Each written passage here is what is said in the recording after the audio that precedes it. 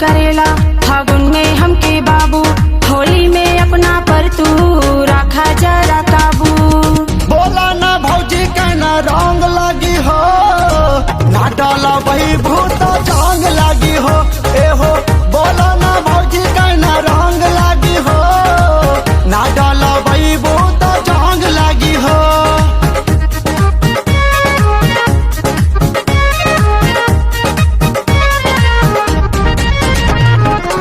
ना डाला वही भूत जांग लगी हो, जांग लगी हो।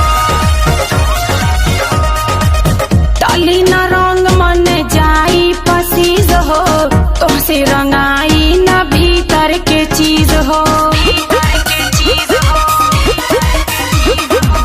भौजी हो काहे हमके कहरेलो माना, हम तो हर देवर होई ना बेगाना। लइका जाना पूछा हमके पाका है खिलाड़ी, एक बार डलवा के देखो कैसन मोर पिचकारी हो। साटा होली में उमंग जागी हो, ना डाला वही भूत जांग लगी हो। ए हो बोला ना भौजी कहना रंग लगी हो, ना डाला वही भूत जांग लगी हो। जांग लगी हो, जांग लगी हो, जांग लगी हो, जांग लगी हो।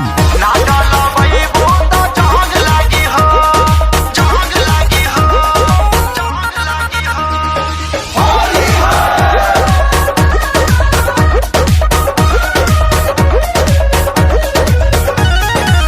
हौना प्रसादी की दी हम बाट हो, कितना जना के दिल की रन डांट हो।